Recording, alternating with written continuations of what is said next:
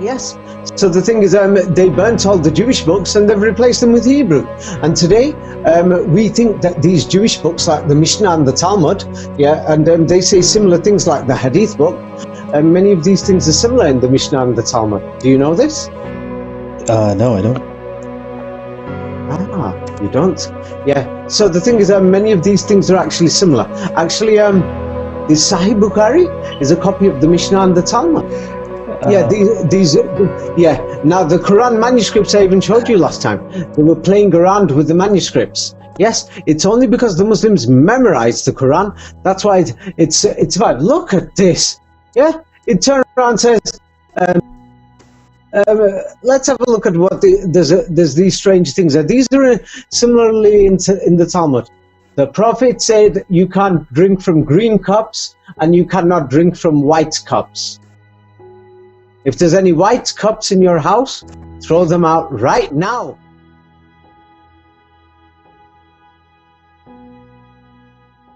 Welcome everyone back to Endgame, and we have David as usual, who has another outstanding finding to share with everyone. So, David, how's it going? Everything's going fine.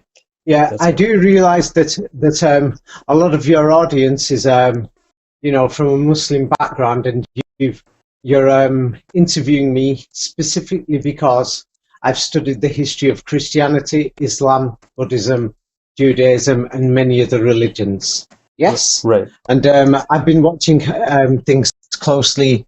You're on the media, whatever things come out, and whenever people show me things. Yes? Mm-hmm. So the thing is, at the moment, what we're seeing, yes, in the Islamic world, yes, that I've never seen this before.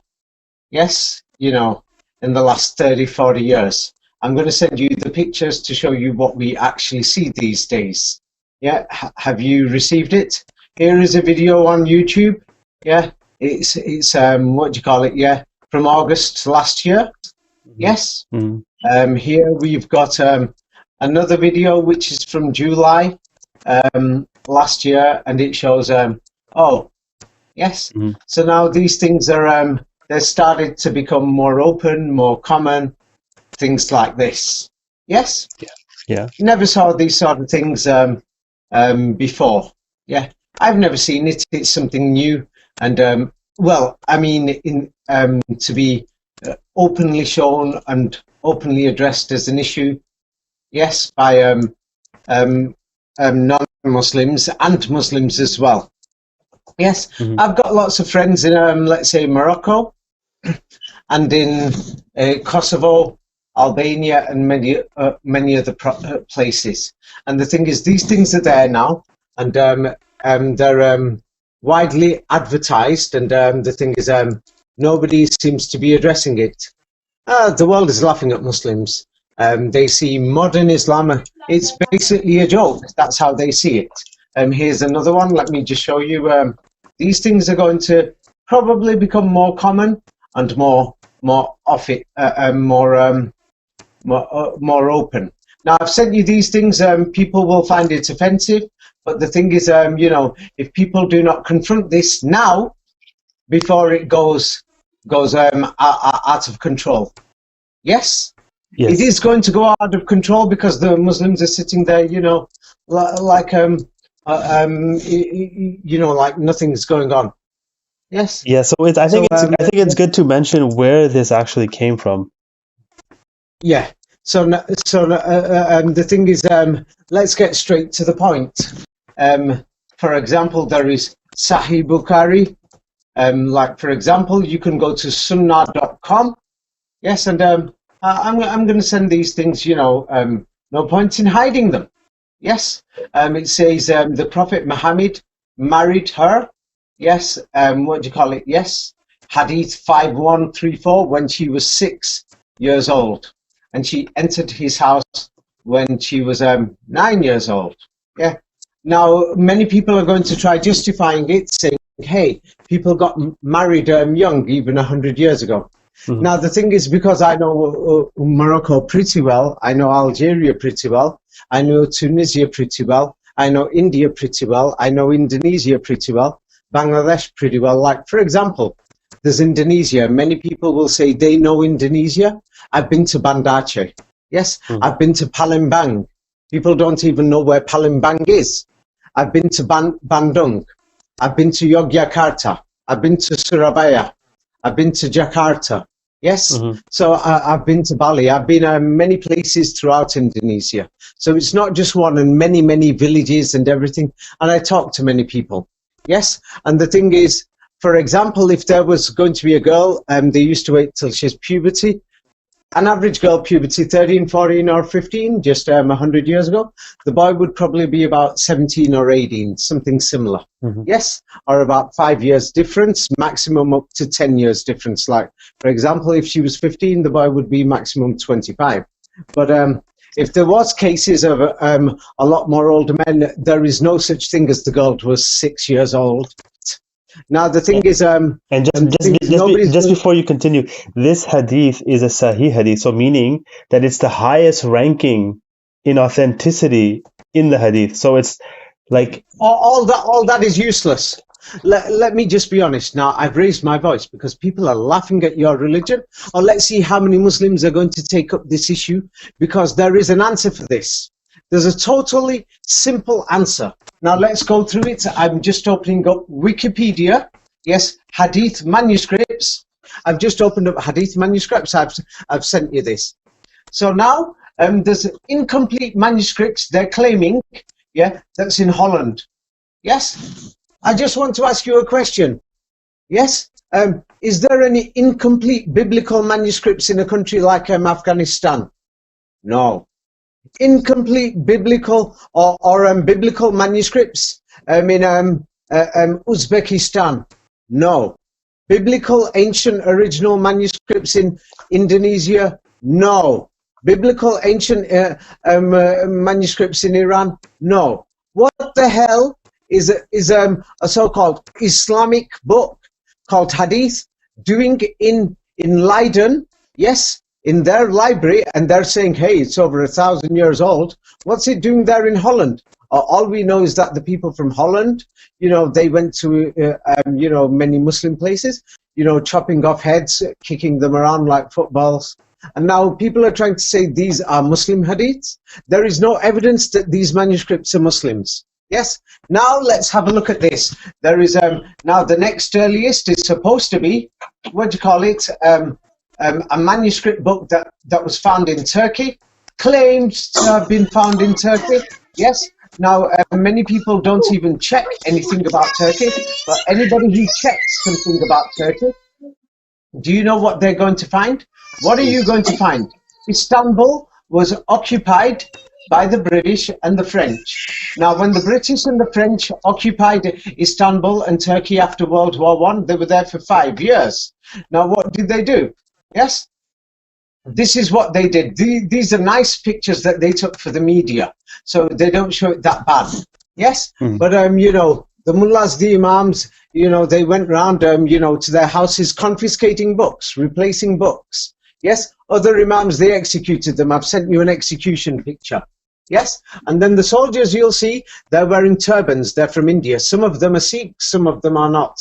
Now, I'm sending you other pictures. This is an Ottoman administrative building.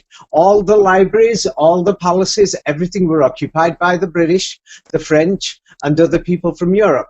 Yes, or they murdered people, just on the street, random stabbings with their guns had like a knife on the front. There's a picture there. Yeah, so this is the sort of stuff they were doing.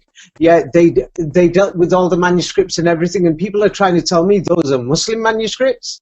Yeah, but that's outside the Hagia Sophia, or Muslims pronounce it Hagia Sophia. So this is the sort of things that was going on. So now, are you going to try and tell me, oh no, these are original manuscripts? I doubt it. Now, let's have a look at a few others. Yeah, then they say another one is the Al-Risala manuscript, yeah, which is in the National Library of Cairo. Yes, I went through this last time. Yes, about Cairo. Yes, so now we've got manuscripts that are in the libraries that are in Cairo. Yes, and Quran manuscripts that are there. Yeah, and what these people did, let's just go through a basic example. They were going around raping people, stabbing people, killing people. You know what I mean, yeah? And then dumping Qurans, confiscating Hadith books. They basically replaced everything, yeah? So now, so that's Cairo. So now let's go through the next one, yeah? The next one of, what do you call it, Hadith books in Bulgaria, yeah? Sahih Bukhari complete, except book 65, yeah? It contains book 65 through 69, yeah? Oh, well, maybe not the oldest manuscript. Maybe it's not complete. I'm not sure. But anyway, it's supposed to be in Bulgaria.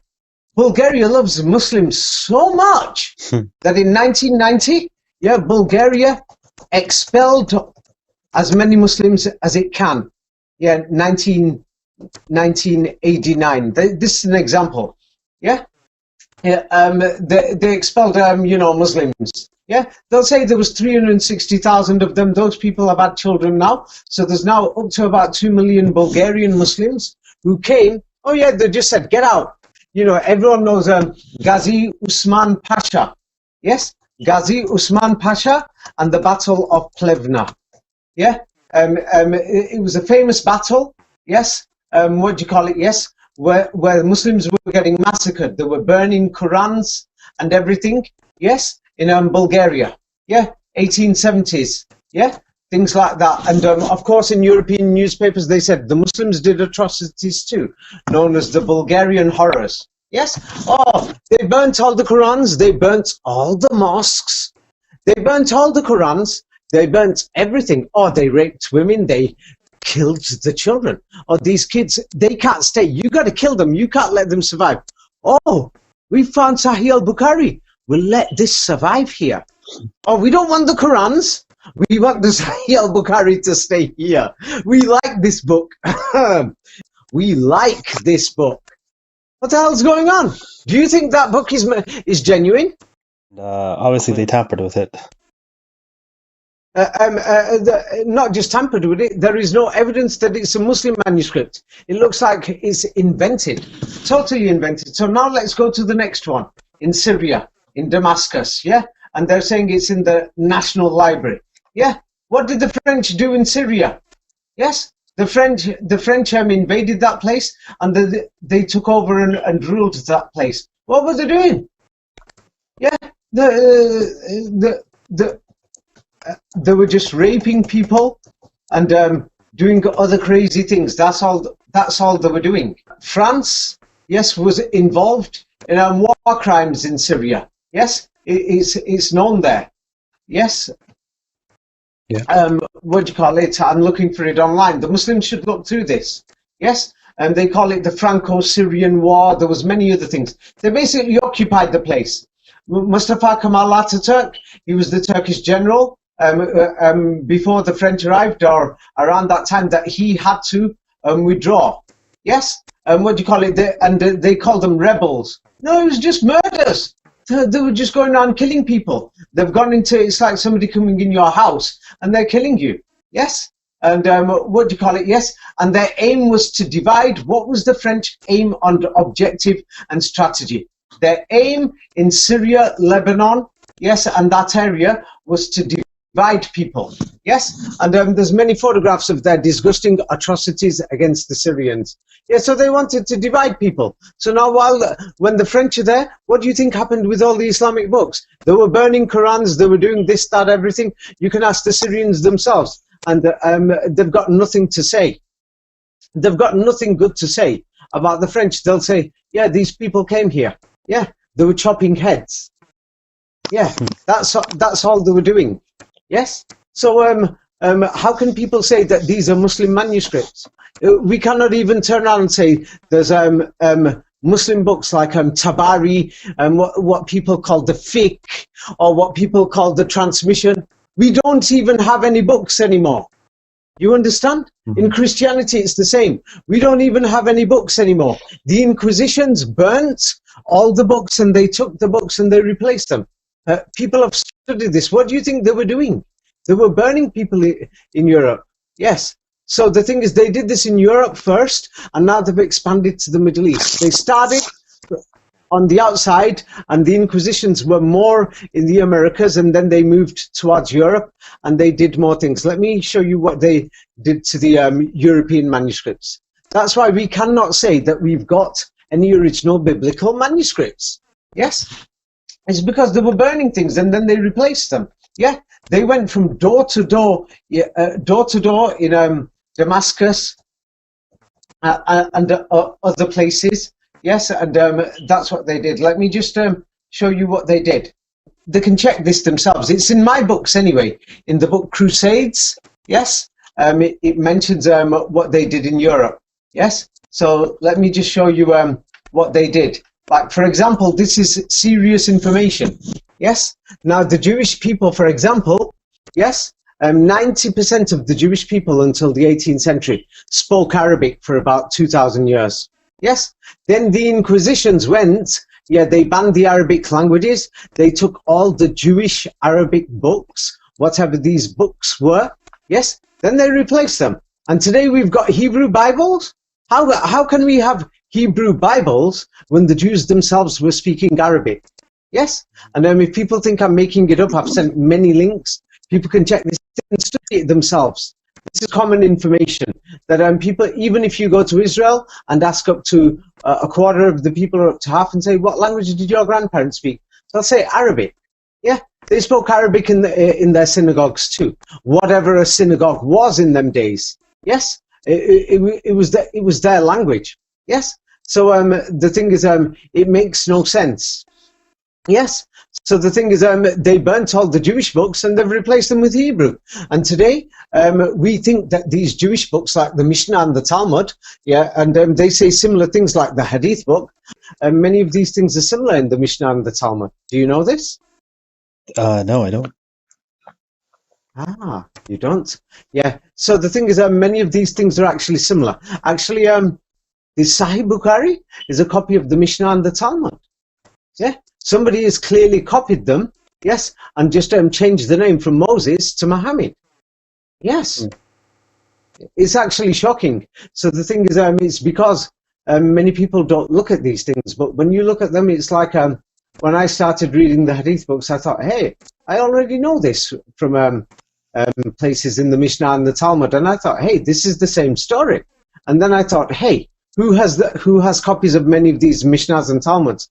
Believe it or not, they're in European museums and in Vatican museums, and they've told the Jewish people, hey, these are your ancestral books. Oh yeah, the people believe it because they don't check. Yes. So there is a similar problem in modern Islam. People are not checking where these manuscripts are coming from. We can go through the whole list. Like if anybody is going to say, there's a possibility that these Hadith books in Bulgaria are genuine, just go to Kosovo and turn around and ask them. Just go and ask them. Or to the Muslims in Macedonia, because many of them ran from Bulgaria in the 1880s, 1890s, when these wars happened. So that their grandparents have taught them the history orally. Maybe it's not in many books because people didn't keep these things. Same like in India, many people will say there was a lot of atrocities that happened that the Muslims committed before they went to Pakistan. Yes, and in Pakistan you will not find this history, but you're going to find it amongst local Indians. But then Muslims in Pakistan will say, hey, a lot of atrocities were committed by Indians. Yes, and you will not find it in Indian history books. Yes, so it goes both ways. But you know, these people thought, let's keep this Hadith book here. Let's kill the children. Yes, so let's keep this. Is this a Muslim book that they've got in these museums? Definitely a conspiracy. Now, I'm going to send you what is actually written in the Talmud and the Mishnah, a few examples. So here is one. Yes. Hey, what the hell's going on here? This is in the Talmud. Wow. And the marriage contracts for each of these, the marriage and things like this, what is it? What is this talking about? But nobody has even checked where these manuscripts came from. What if the current Jewish people did not write these manuscripts and somebody put them there? You see? Yes? Yeah, I definitely see it yes. Yes. Now the thing is, it's because many people have not checked. Where did these manuscripts come from? Because the thing is, it is not just modern Islam. It is modern Judaism that has the same problem. Yes, modern Christianity has these books, but they're smarter. They've removed these books now, and people don't follow them now. Nowadays, they focus on things like, you know, singing and dancing in churches, and you know, miraculous healings, and stories like faith in Christ. Christ shall save thee, my dear. Yeah, things like this. So they've shifted the focus. Yes, but the thing is, you know, nobody's asking where these manuscripts came from. Yes. Let's have a look at this. Yes, many of these Talmud manuscripts, because somebody's going to think, the Jews are behind this. Now, the thing is, there's several different types of Jews. People don't realize. And Judaism and Christianity has changed, yes, since the Quran was revealed. Yes. Now, let's see what it says. Unlike the previous printed editions of the Talmud, Bomberg, who the hell is Bomberg? Yes, largely uncensored. His career, he was working for the Vatican, and he got the Vatican's approval. Published this Talmud. Yeah, the Hebrew printing, yes, was suspicious, but because the Jews spoke Arabic, so of course it's going to be suspicious. You understand? And it's the Vatican who authorizes the printing and the publishing of these Talmuds. Yes. Yeah. The Vatican. You see? Mm-hmm. Now, it was the British and the French and the Vatican who organized the invasion of the Muslim lands. Many people don't know this. Yes? Let me just show you. Many people don't know this, but after the defeat of the Vatican by the Prophet Mohamed, yes, you will say, what are you talking about here? Yes, but it's because this history, they hid it. Because now the only history you've got of this Prophet Mohammed is these Hadith history books, not just Sahih Bukhari, but Tabari, the rest of them. Who said they're Muslim books? There is no evidence that a Tabari even existed. I'm being serious to you. Go and look at the manuscripts. Then turn around and say, which museum is it in? Who opened this museum? Yes, who opened these museums? And how did these books get there? Let's just go, I'll go through a simple basic, you know, I already showed you this, but for the benefit of people who are listening, yeah, let me just show, you know, the Islamic and Arabic art museums and history museums, who opened them. Let's say in Cairo. Cairo is one of the main Islamic centers in the world. And, it has many people coming and learning and studying there from all over the world. And they teach them, you know, Islamic history, Hadith history, and everything. Yes? Cairo is one of the main places for the Sunni Muslims. Yes? So now, the thing is, many people don't know, but if anybody reads my books, I've shown evidence beyond a reasonable doubt that Russia was Muslim only 200 or 300 years ago, same like Turkey. Germany was Muslim 200-300 years ago, same like Turkey. Yes, and they used Arabic. So Arabic does not belong to Egypt. Arabic is Russian. German is Arabic. They've changed the languages. Yes, the evidence is in my books. It's too long to actually put here in this video, but let's go through this now. So here is an example. The concept of modern Arabic art needs to be deconstructed, means destroyed. This is what many people have turned around and said. This is in a book called Inventing Islamic Art. Many people have studied this. For example, yes, the idea of Arab art, yes, for the Middle East was first published in 1878 in Paris. It seemed like I'm going to invent something. I'm going to say the idea of the art of the planet Mars. Yes, and then I invent it, and then people go to the planet Mars and they find arts there. I invented it before they got there. So they invented something called Persian art, Turkish art, to separate the Muslims and Arab art, especially because from Paris, the nearest Muslims for them are the Persians, the Turks, and what we called Arabs today. These things did not exist. And then they already had Hadith manuscripts and everything else ready in their, you know, in their meetings, 1860s, 1850s, 1840s. Now, if you go through these committees, yes, who exactly opened up these museums? Yeah, you know, the Museum of Islamic Art, Arab Art, and Islamic History and everything. Yeah, who are the people who are behind this? They say Khadib Ismail, he was their puppet. You know, we've just they conquered Egypt, and then they put their man in charge. And then the people who were behind the media campaign was Gabriel Charms and Arthur Ronay. Yeah. And based on a campaign with Victor Hugo or Jules Michelet. I don't see no Arabs here or Muslims. And what did they do? Yes, yeah, they invented the concept of Arab art in these so-called universal exhibitions. Oh, no Muslims were invited, and it had nothing to do with Muslims.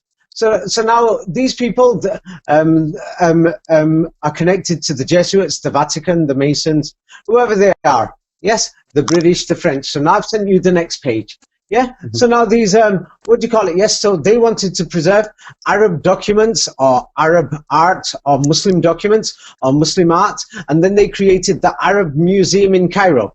Who created it? Augustus Salzman and his boys. Of course, for him to go from France, he must have taken, for that time's money, millions of dollars. So now, what do you call it? They open it, and he's with Salzman. What do you call it? And Salzman, the Waqf or whatever, yes, of the administration was Franz Julius. Who the hell are these guys? Mm-hmm. Yeah, valuable Islamic artifacts, you know, like Hadith books, Quran manuscripts, everything. They're collecting these things in the 1870s, 1880s. Excuse me? Excuse me? Yeah. I'd like to ask you, any of these Hadith books or anything in Egypt, in any of these museums or anywhere, or these so-called Arab art or Quranic writing art or anything, can we even claim anything is genuine? They planned and plotted this. Yes, wow. They put these things there. And then when they gave independence, independence was new administration. Nobody is checked. After independence, yes, these museums had local Muslim workers, but nothing changed. They didn't, and people didn't check the manuscripts. Nobody's checked them. Nobody's questioning them. I'm probably one of the first few vocal people to say, hey, wake up. Yeah, have a look at this. If the British have invaded, then why is, let's say, you know, these Waqf and museums under French-British dual control? Yes? And they read what it says. They installed a small collection of objects, yeah, in the Fatimid Mosque. Yeah? Wait a minute. They put these objects there. Then they say they collected remains from every monument. Yeah, every monument, yeah, in Egypt. They went everywhere. Who are these people? You understand? And then after independence, of course, the Muslims took over. Yes? Yeah, so they put these books there because they couldn't defeat Islam. So now people are going to say, without these books, we don't have Islamic history. Well, the fact is, you don't. You don't know who the Prophet Mohamed was. You don't know where he lived. You don't know what he did.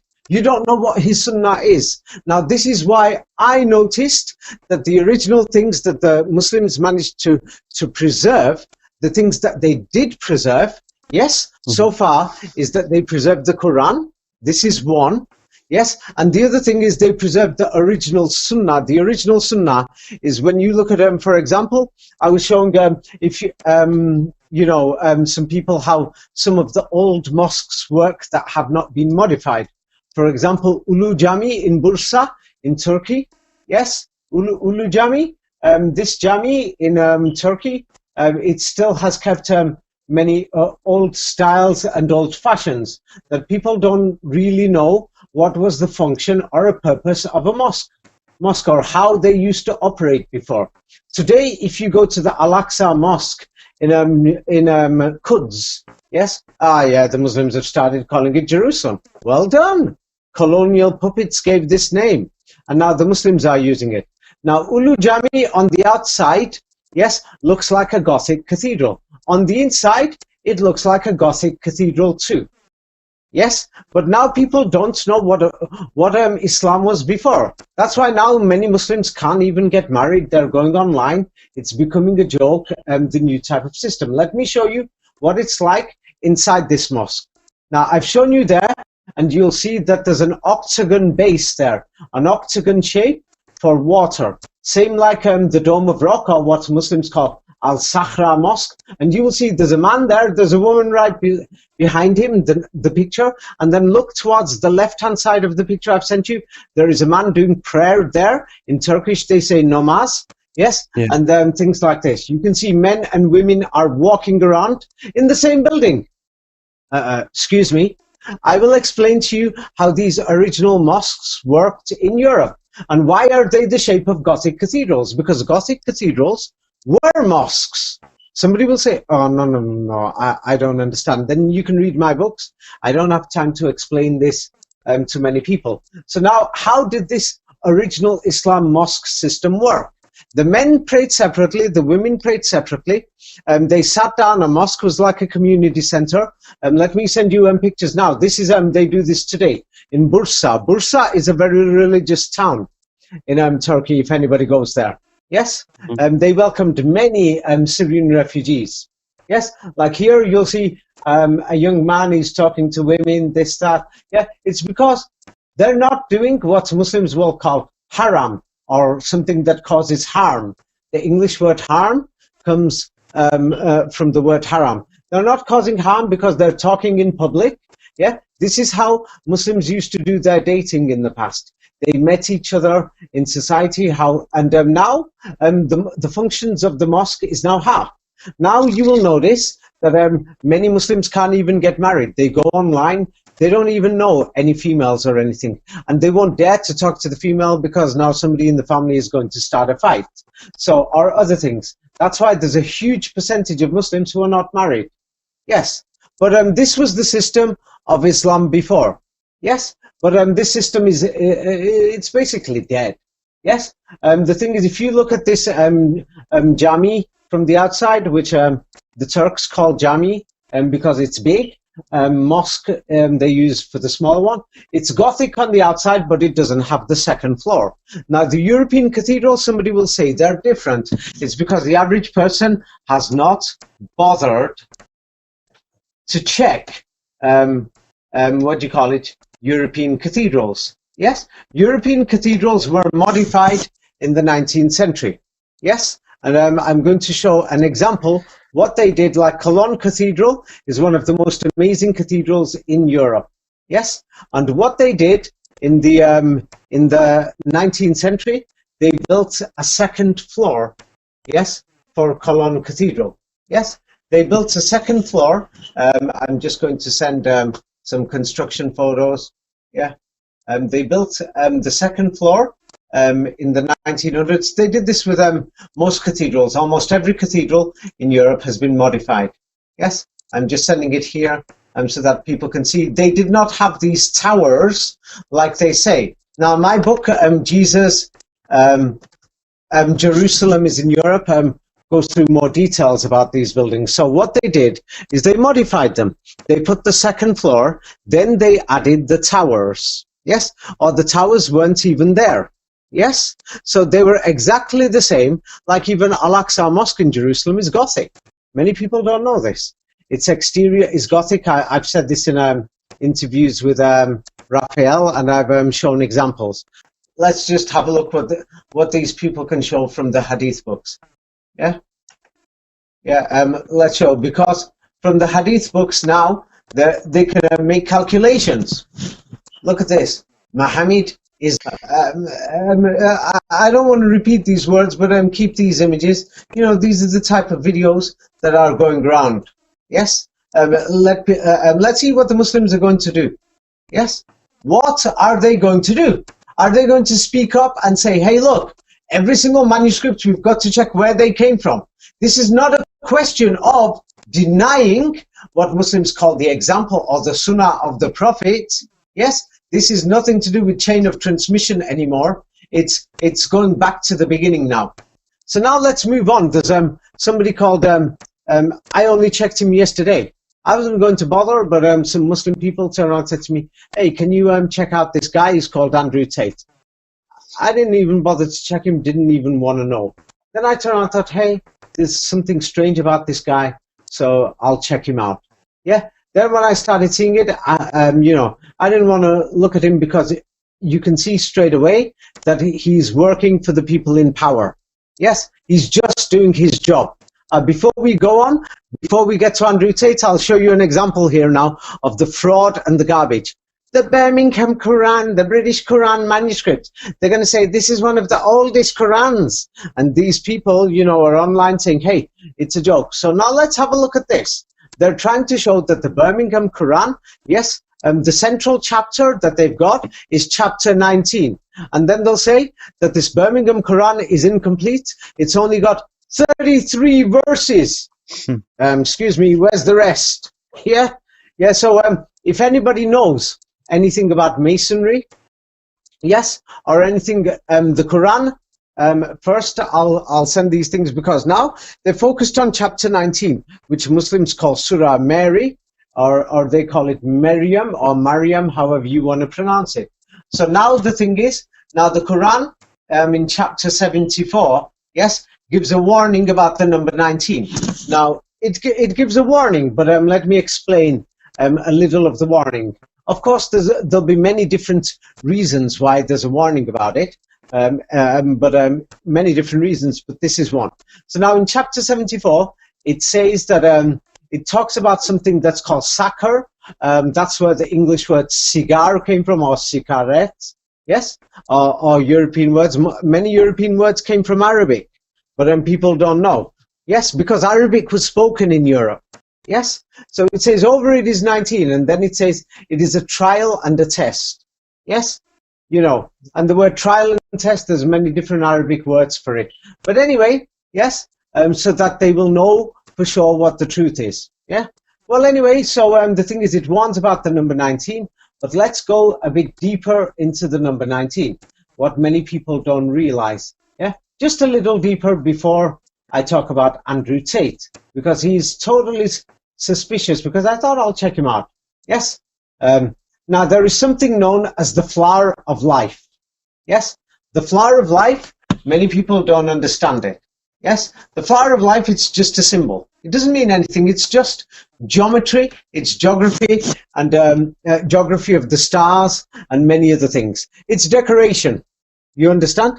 Like when you see the sun, it gives light and it's a decoration. But some people worship the sun. So now the flower of life, yes, it's just a flower, and it shows the biology of nature. That's all. But some people worship the actual nature. Yes. Now the thing is, I'm not going into the worship aspect, but the flower of life has got 19 circles. Now somebody will say, I can't see the 19. So I'll make it easy for them, and I'll send them. This is in my book, The Matrix Codes. Yeah, the flower of life has got 19 circles. Yes. I've sent another page to make it clear. So now these 19 circles forms the flower of life, which is inside a flower. Now inside that flower of life, you can make the Star of David and things. And when you color the circles, you get, 19 circles in 3 different colors, or 6, 6, and 6. Now another thing about the flower of life, yes, I don't want people to jump to conclusions. If you want deep information, you can read my book, Matrix Codes. It's got nothing to do with the Kaaba. Yes, it's something else. I'm explaining it. So now the thing is, it forms a 3-dimensional cube inside the flower of life. Now within that 3-dimensional cube, there's 27 circles, yes, that you can see. But if the circles are overlapping, yeah, if you don't understand what's overlapping, I've got no time to describe it. My book, The Matrix Codes, is available. Now, in the first dimension, it's flat. There's 19. On the second dimension, when you look at this flower of life, you see 33 circles. Yes? Mm-hmm. Now, in the third dimension, you see 6, 6, and 6 circles. So that's 666. It's just simple geometry and mathematics. Yes, right. So it's just simple geometry and mathematics. Like, for example, when somebody looks at the Christian cross, the basic cross is actually like this. It's got 19 straight lines within a Christian cross. And the Christian cross is supposed to be, yes, a cube when it opens. Yes, so somebody will say, hey, this is getting suspicious, but you won't understand this without reading my books. Yes. So now many people will say the cube is, of course, the Kaaba. But the Kaaba, I've explained more. It's actually pointing to the cardinal points. It's deeper, and then it actually, if you look at it from the current measurements, it's more of a tesseract. So now if it's a tesseract, it just shows advanced science, and it shows that Muslims are worshipping something that's beyond the universe or outside the universe. That is the purpose. Now, if somebody says Islam doesn't have symbols, I'm not arguing about symbols or anything. I'm saying it's like, for example, you could say Bismillah is a symbol. Your wife is a symbol. I'm not talking about worship a symbol. I'm saying the Kaaba today is seen as a symbol of Islam. Yes, namaz, or Arabic people say salat, they will say salat is a symbol of Islam. Yes, so what I'm saying is whoever built the Kaaba, one, chose the locations. I sent this information before, yes, but I'll send it again just to show that whoever did this was very smart, very clever. Now, the thing is, if Abraham, yeah, as the Muslims say, Abraham chose this location and he did it because he had a divine message to do so. The Kaaba on the outsides of all the continents, it forms the center. That's one.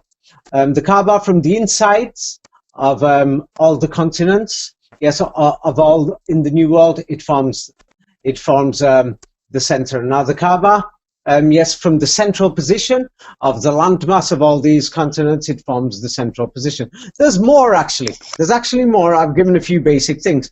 If people want more information, there's my books, David Ewing Jr. You can find them on Google. Yes, and they talk about these things. So whoever chose this was very scientific. Now the thing is, there is nothing wrong with science. And now the thing is, if the Kaaba is in the shape of a box or cube, yes, it looks like the shape of a cube. Yes, it looks like it, but it's actually not. It's pointing towards the cardinal points. And an important thing about the Kaaba I didn't mention before, yes, because of its measurements. The Kaaba's measurements are 36 by 42, yes? Or some people say 35 by 41. It depends how big your feet are, yes? So it's like an irregular rectangle. It's not a cube, that's a fact. So now the thing is, if you have an irregular cube, yeah, do you know what you actually get? People will, yeah, I don't want anyone to jump to conclusions, yeah? I'm going to send a few pictures. It forms the shape of a tesseract, yes? Now, a tesseract, yes, that's one picture of a tesseract. I'm showing another one because this one's rotating, so it shows when it rotates. Now, a tesseract, I will explain to you. A triangle, like for example, it's Passover week in Israel at the moment, and in Israel, yes, for Passover, yeah, what they've got is they've got symbols there for you know what the Muslims will call qurban or sacrifice. Yes, and so yeah, they had a triangle there. Many people found it suspicious, yeah, because the triangle is a symbol of the current global world order. Yes, but anyway, the thing is, so the Muslims have got this cube-shaped thing there, and what is the meaning of it? So now the thing is, everything has a meaning, but it doesn't mean you worship the meaning. So now the thing is, the Muslims have got an advanced thing showing that when they pray, yes, when they pray towards Mecca, one, they're praying towards the central location. Two, yes, the symbolic thing of that thing is that they're showing that the prayers are going beyond the fourth dimension. The third dimension is the triangle, how we see and how we live. The fourth dimension is the cube. Beyond the fourth dimension, multi-dimensional, it means something that we don't understand. Yes? So the purpose of praying towards there, and it's symbolic. It doesn't mean anything, it's just symbolic.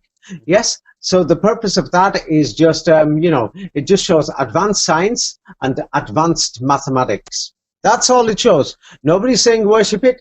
There is nothing wrong with Muslims having these symbols. So I mentioned last time about the moon at Mecca. Now there is more. Yes? There is more about the symbol. Yes? Now many people, yes, are going to say, what do you call it? Yes, the moon actually looks like Satan. Yes, Satan's got two horns. Yeah? Okay, now I'm just going to go through this to actually explain something in more detail. Yeah? so that then people will have just basic knowledge. Yes. So now the thing is, I'm just going to Google Images, and I'm going to send you how Satan is portrayed by people around the world. Yes. Everybody imagines Satan has got two horns. Yes. This is just a common imagination. Yes. Mm-hmm. Yes. Am I correct? Yeah. Yeah. Of course. So you've heard of Michelangelo? Yes. Of course, yeah. Da Vinci. Yeah. Who is he? Famous painter. Yeah. Sculptor. From the Renaissance, sculpture, painter, Yeah. things like this. Now, an important thing is, yeah, they made him famous. If you go to somewhere like, let's say, to the deserts of Arabia, where people didn't go to a school where they teach Western things, they've never heard of Michelangelo, have they? No. Probably. So now, why are they advertising Michelangelo? Why do you think that is? I mean, because I've gone so much into golden ratio, they're saying that he's the one that actually came up with this golden ratio. He found it, even though it says in the literature that he got it from an Arab. He got what? He got the golden ratio, like the whole sequence. No, forget all that. Yeah, I'm talking about horns. I will tell you why they're advertising it. Yeah, because many people don't bother reading the golden ratio. They look at Michelangelo's art. Yeah, so what Michelangelo did, yes, he showed Moses with horns on his head, or similar to Satan. Now, the Arabic word for horns, yes, people will have to read my book on this. Yes, so now he's got horns on his head, and then the thing is, in medieval times, yeah, the Mohammedans or the Muslims were called Huns. Yes, for some reason. Yeah, Huns, horns, because the Vikings, yes, actually had horns on their head. So now let me show you. People can check this themselves. I've not made this up. Yes, Attila the Hun, yes, leader of the barbarians. Now the thing is, if the Muslims don't do anything right now, I will be honest with you, I was surprised when I spoke about Attila the Hun. At that time, I did it last year, more than 200-300 people just from Hungary added me on, and they were surprised, yes, that Islam mentions Attila the Hun. And then they went to read the Quran. They were surprised. But let's have a look. Yes, the Vatican and and their allies. Who was Attila the Hun to them? Or the Huns with the horns? Yes, they were seen as the Muslim danger. Michelangelo, Moses, and the horns. Yes, and for example, there's Nicola de Castello's work, La Guerra d'Attila, La Guerra, the War of Attila, and he shows the Huns and their kings, they're dog-headed Muslims. Dog moral Muslims. And Attila the Hun, he was not just Hungarian. His army was all the Germans, all the Vikings. Yes, and they always show that the Vatican was at war, yes, of the Mohammedan Huns. Oh, Mohammedans? Muslims. Yes, so the name Germany was invented. Like, for example, they created the name Palestine, because if anybody reads the Bible, then the Philistines are seen as the enemy of God. So now, even the Muslims have turned around and said, these are the Philistines, Palestinians. Yes, because now the entire Christian world is going to think, hey, they are the Palestinians, Philistinians in the Bible. So let's have a look at Germany. So now Germany, even in the 20th century, in World War I and World War II, they were known as Huns. The Germans were called Huns, and the fake name called Germany was invented, by the Vatican. Around they'll say it's older, but around the Renaissance, 16th century. So it's same like, let's say the country called Turkey. I'm going to call it Atlantia. And then in 100 years' time, you go to Turkey and say, well, what's your nationality? He'll say, I'm Atlantean. And then you say, what do you think of the Turks? And they say, they were barbarians, monsters. That's what's become to the German people. They've lost their origin and their ancestry. They don't even know who they are anymore. Yes, Germanic people are Anglo-Saxons, Dutch, Sweden, Norway, Finland, and all these countries. Yes, so now these people, so let's just have a look at the Vikings. Yes, and now the Vikings. Yes, when people look at the mosque and the domes, there's more reasons to this Islamic art. They opened these fake Islamic art museums, everything, and they modified it. So the Vikings had horns, and the word horn is dul karnain, karn. So now, if anybody reads the Bible, before we go to the Bible, the word karn and Quran is similar. It's not the same, but it's similar. So now, the same like the word hello and Allah and Allah is similar, but it's not the same. So now the Vikings had horns. So now when the Muslims had a moon or a star, yes, it was linked to the astrolabe. But then there was specifically the horns. Now the thing is, the horns, yes, were supposed to represent, yes, the war against the Vatican. Yes, and that's why Muslims also used to carry these horns. And many of them, even in their battlefields, used to just wear it on the helmets as a symbol. Yes. So now the thing is, what do you call it? Yes. What do you call it? It's like if you went to Egypt, they're going to say this land is not called Egypt. We were given this name. It's actually called, Mizraim or Misr. Yes. Mm-hmm. Damascus, they'll say this city is called Shams. It was the foreigners who came and they called it Damascus. Yes. Yeah. There is no such place called Damascus. Yes. They invented this. No, there was in ancient times, but somewhere else. Yes, somewhere else. So now the Europeans invented this name. Let me just send evidence, or somebody's going to say, what's he talking about? Yeah. So now the thing is, Asham is the Arabic, Turkish name, and local name. It's called Sham. So the Europeans invented it. Like, for example, they are going to say there is a city called Hebron in the Middle East. Yes. There is no such city called Hebron in the Middle East. What they did was they went there and they told the Muslims, hey, we're going to kill you. We've just killed a few people, blah, blah, blah. Yeah, we'll take a few more if you don't listen to us. Yeah. So what they did is they changed the name places. But now the Muslims have in the last 30, 40 years, in Palestine, they woke up and they've started refusing to use these names. Like, for example, Hebron is called Khalil. Yes, and they changed the name Halil in Turkish, Khalil in Arabic. So they've given these places a fake history. So in the same way, there is no place called Germany. Yes, they invented this name. They invented this name. Yes. Now, the thing is, for example, the Vatican wears a mosque hat. So the Jews wear a synagogue kippah. Yes. Mm-hmm. Does that mean the Vatican is Muslim? Now, if the devil does have horn, let's say he does, yeah, that doesn't mean it's anything to do with the devil. So the thing is, yes, there were several reasons, yes, what do you call it? Yes, because there's different designs of the moon symbol on top of the mosques. Now, in Mecca, it's specifically like that, like on the Viking horn. Yes, mm-hmm. So the word horn, it's like that. And so the thing is, why did they put this for Moses? Yeah, they didn't do this for a joke for Moses. Yes, I'm putting the horns on his head. This is in my books. What do you call it? Yes, that according to the Bible, yes, it turned around and says that Moses came with a book called the Quran. Yes. So now what they have done is they've translated that word to actually mean horn.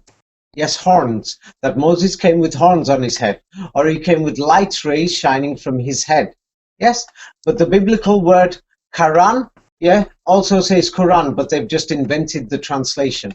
And let me see if I can find it right now. Well, anyway, here is the book of Exodus, yes, in the Bible. And what does the book of Exodus show? The book of Exodus, yes, they've translated the word as something else. There's no vowels in this. There is no vowels in these manuscripts. They're claiming the manuscripts are old, but because Hebrew is a modern invention, this means the manuscripts are not more than 300-400 years old. There is no evidence that these biblical manuscripts are more than 300-400 years old for the Old Testament. Anyway, it says when Moses came, he came with the Quran in his head or on his face. In this Hebrew Old Testament, they wrote it with the letter A. You could write it with the letter O, as you wish. So now the word Quran basically means, yes, it's in my book. It really simply means Akura Bismika. He came with a recital or a reading. That's all it means. Yes? Mm-hmm. So Moses came with a recital or a book. What is this? Oh. Now, here is what they call Sunan Abu Dawud. Yes? Sunan Abu David. Yes? It says here, Hadith 2386. Yeah? While he was fasting. Yeah, so now let's go to Sahih Muslim Book 8, Hadith 3310. Yeah? Yes?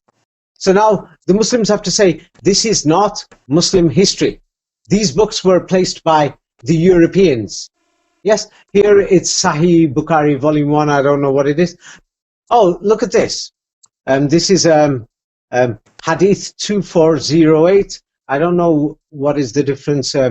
Sahih. Oh, this is Sahih. Is this actually the original books? Or is it true that these Europeans went there, they attacked people, and they tortured people, and they changed the books? What do you think it is now? If all this time the Muslims had no answers, now the Muslims have an answer. The Muslims have got to speak up. Let me just show an example of what the British and the French were doing in Damascus, in Baghdad, and things like this. Yeah, and this is how they were treating people. Yeah, you know, searching them for books and other things. Many people ran away. They were torturing people. Yeah, this is a picture that they took to show they were nice people. It was nothing to do with nice. This is something that they kept just to show history. We weren't so bad. Yeah, you know, these people who were there, you know, many of them, they executed, they burned their houses, they raped the women, you know, things like that. That's all they did. So now the thing is, the Muslims have got to turn around and say, so these people now have replaced these books. Yeah, they set up these museums, and what are written in these books? Now, I'd like to ask you, yes, once again, to see, are these, does it look like these are originally Islamic books, or they've been put there? They've been put there. Yeah, yeah. Now, the Quran manuscripts I even showed you last time, they were playing around with the manuscripts. Yes, it's only because the Muslims memorized the Quran. That's why it's about, look at this. Yeah, it turns around and says, let's have a look at what there's these strange things. These are similarly in the Talmud. The Prophet said you can't drink from green cups and you cannot drink from white cups. If there's any white cups in your house, throw them out right now. You understand? And if you think these people have not played with it, yeah, let me just show you, you know, American presidents, American masonries. Let's see this now. In their shrines of Malaika. In their shrines, yes, this one is for the Masonic Shrine of Arabia. This one is for the Masonic Shrine of Islam, of what they do.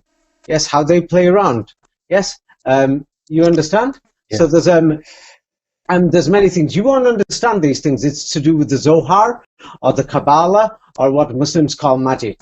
You understand? Yes. So there's many things that these people are playing. Like let me just show you what do you call it? Yes. The Masonic Islamic shrines and the Masonic Allah shrines. Yes. Here they are in the United States in their temples. Yes. With the pyramid and the moon. So now, if they want to do pyramid worship or moon worship, or what they want to do is the worship of mathematics or the worship of created things, Islam is supposed to be opposite this. So now the thing is, yes, same like they have the somebody will turn and say, hey, this is suspicious. What the hell is going on? I don't seem to understand. Yes. Now the thing is, Muslims, I'll just make it easy for you, because the Muslims will say, these people put the manuscripts there, these people are celebrating, you know, Islam, what the hell is going on here? Yes. So the thing is, these people, they celebrate Jesus Christ. Yes. They celebrate the prophets of God. But the thing is, yeah, they love Jesus Christ so much that his decoration is everywhere. Yeah. So does this mean that Islam is a lie because Islam has Jesus Christ? No. That is the Jesus Christ that they've got. So the Jesus Christ that you've got, is it the same one or is it different? It's different. He was not crucified. It's different. Mm-hmm. It's different. It's not about crucifixion. I'm showing about the blood, everything, the full symbol. Mm-hmm. Yes. So now there is a big difference. It shows that Islam is it's like somebody could eat the same food like you do. Yes, but that doesn't mean they're doing the same thing as you. Somebody can use the same toilet as you. Somebody can use the same hotel as you. So now the Jesus of Islam is like this. There's no images of Jesus. It's just history. Mm-hmm. It's just history. Well, anyway, the thing is, Jesus Christ in Islam, yes, is just simple. That there's no images. You don't know anything. But their Jesus and your Jesus is different. It's a totally different thing. So now they have Islam too. You understand? It's hard to believe. Yes, but I've shown you. They've got Islam. They've got their Islamic temples, everything else. But their Islam is something else. That's they've got Saladin, and so they've invented the history of Saladin. Yes, these are in their Masonic temples. An example of their Masonic mosques. Here's the mosque of Alams, and notice the date, May the 19th, 1930. So now I showed 19 and 666, and before we finish, let us finish. I will talk about this Andrew Tate now. Yes, he's supposed to be a great guy, many Muslims say, but let's just show who Andrew Tate is. Yeah. Now here is stories according to, because the people who are managing him are advertising him. Yes. So now Andrew Tate, he's got a snake tattoo. Why does he have a snake tattoo? He says, I'm fighting against the snake. Yeah, so he's got a snake tattoo on his body. Yes, and the snake is supposed to represent Satan. Now let's see why he says he's got the snake. Now he says he has a snake tattoo. Now let's have a look at this and let's see if anybody's got a brain. Yes? Yeah, Andrew Tate has got a snake tattoo because he says he is fighting against the devil. Yes? Yeah? Yeah. Devil's face and the snake. He says he's fighting against the devil. So he's saying the reason why he's got it, or the media is saying he's got this because he's fighting against the devil. Oh, that's a great guy. He's fighting against the devil, that he's even put the devil's tattoo all over his body. So now I just want to ask somebody with a brain. Yes? We see neo-Nazis, yes? Mm-hmm. Neo-Nazis, yes? Who've tattooed a swastika on their body. Yes, I'm sending an example here, yes? Did they put this tattoo? Yes, have you received it? Yeah. Swastika tattoo? Yeah. Did they put this swastika tattoo because they're fighting against Nazism or because they love Nazism? Clearly, obviously, they love them. They love Nazism. So Andrew Tate saying, I put something here because I hate it. And people believe it. Yeah, it's like fighting. You're going to fight against the Nazis, and then you're going to tattoo yourself with a Nazi symbol. It doesn't make any sense. Yes. So no, it means it's a lie. Exactly. So now let's have a look at this guy. I saw this video yesterday. He's just an actor. He's working for the people in power. He's turned around and said, "You don't insult my religion." Now the Muslims are talking about him. Now the world is laughing. Yes, so now Andrew Tate is 188 centimeters. The media normally, it will produce the correct information unless if it has a reason. For no reason, they're publishing that he's 190 centimeters tall. The media is advertising that Andrew Tate, supports true Islam, and he's saying support ISIS, chop heads, kill people, blah, blah, blah. And now there's other videos where another video says, hey, why don't you blow yourself up, man? Because they're trying to show that this is what Islam is about. Blow yourself up, man. And then Andrew Tate says, if you insult me, you're insulting all Islam, because he wants to bring Islam and connect it to blowing itself up. Now let's keep going through Andrew Tate and let's see if he's genuinely supposedly a convert or something. Headlines. Andrew Tate. Yes? Yeah, he's playing around in Romania, and the newspapers, for no reason, they tell you Romania's got 19 million people.